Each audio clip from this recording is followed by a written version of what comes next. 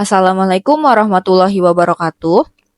Saya Alivia Satsna dan Syafa Kamila Hamzah sebagai perwakilan dan pemateri dari kelas mata kuliah Statistik, Ekonomi, dan Bisnis dan Lab, kelas AAP dengan dosen pengajar Ibu Dr. Irma Sari Permata, SEMM.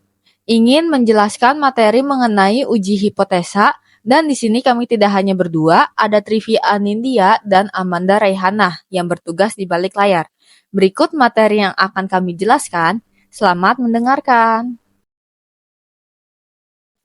Yang pertama adalah pengertian. Pengujian hipotesis berasal dari bahasa Yunani dengan kata hypo yang berarti lemah atau kurang, dan tesis yang berarti teori, proposisi atau pernyataan yang disajikan sebagai bukti. Sehingga hipotesis dapat diartikan sebagai pernyataan yang masih lemah kebenarannya dan perlu dibuktikan atau dugaan yang sifatnya masih sementara.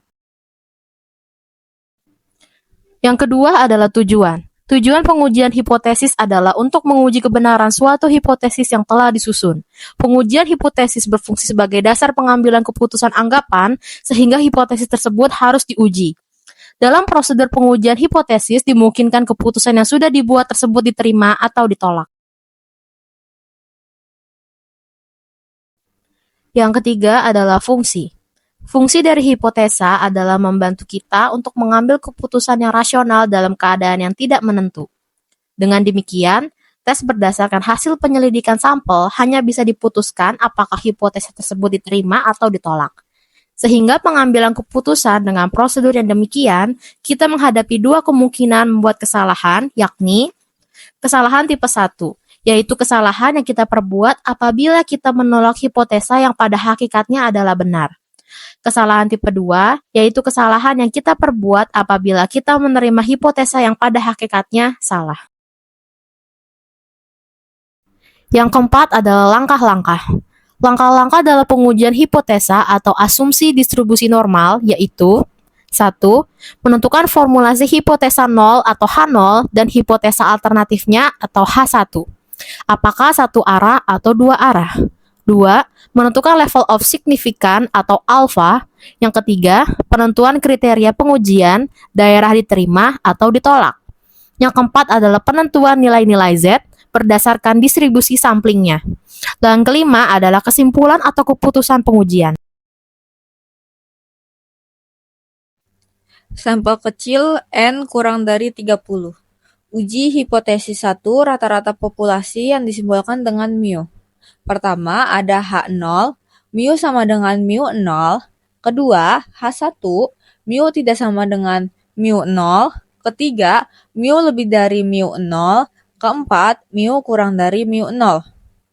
Dengan statistik uji, T hitung sama dengan X bar min mu 0 per S per akar N. Dengan arti, X sama dengan rata-rata sampel, mu sama dengan rata-rata populasi, S sama dengan standar deviasi sampel, dan N sama dengan sampel.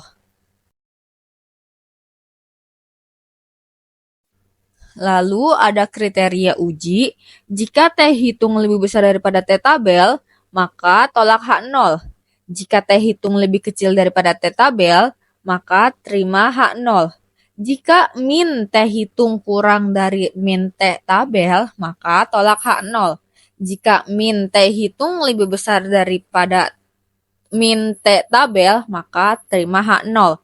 Dengan catatan, jika pengambilan sampel dari populasi terbatas, dengan tanpa pengambilan, maka digunakan faktor korelasi sebagai berikut.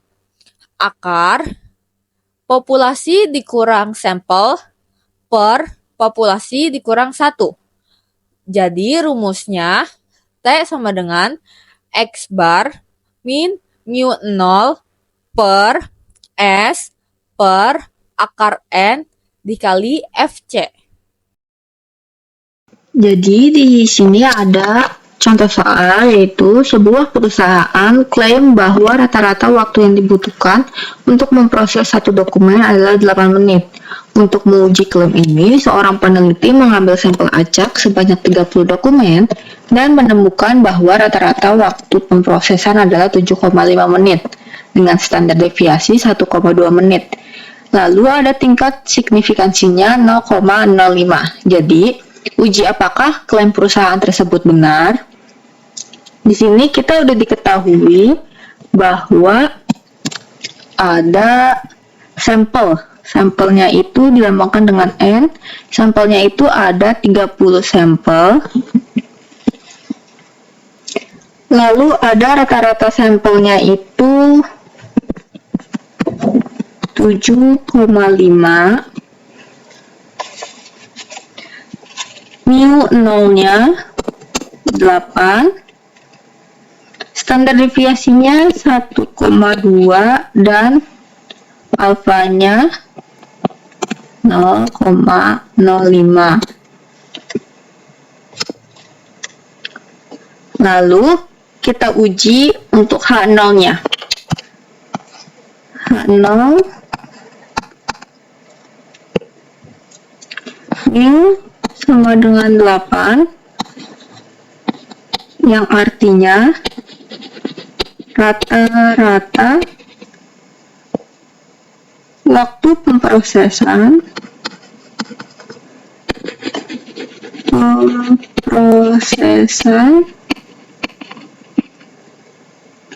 dokumen sama dengan 8 menit.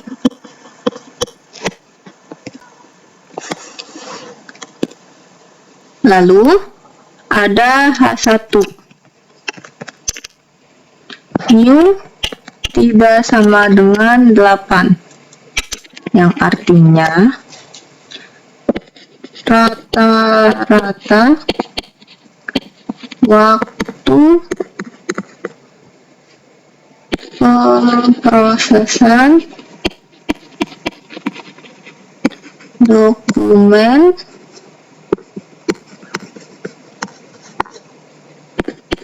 tidak sama dengan 8 menit.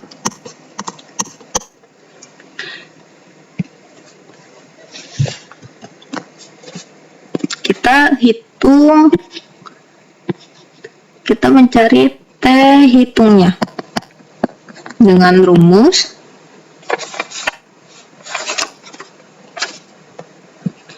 X bar min mu 0 per S per akar N. Di sini kita udah tulis di atasnya. X barnya itu 7,5 dikurang 8 per standar deviasinya itu 2,5 per akar 30. 7,5 dikurang 8 itu minus 0,5 per 0,22, yang hasilnya minus 2,227.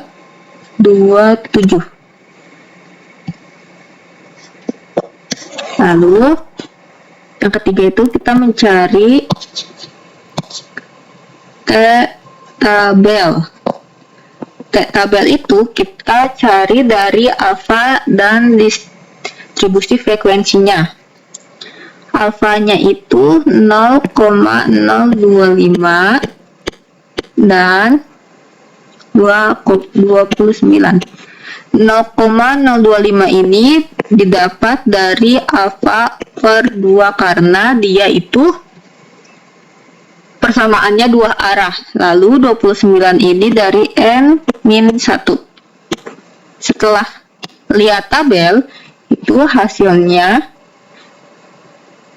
2,045. Lalu setelah mengetahui tabel T hitung dan T tabelnya, kita bandingkan apakah T hitung ini lebih besar atau lebih kecil.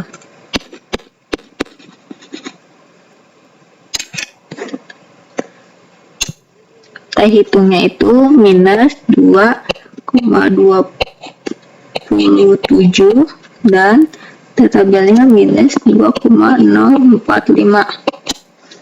Di sini dapat dilihat T hitungnya itu lebih besar daripada T tabel. Jadi hasilnya itu terima H0.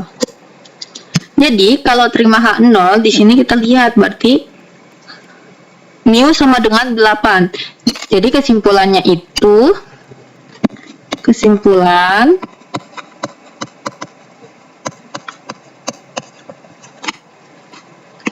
jadi perusahaan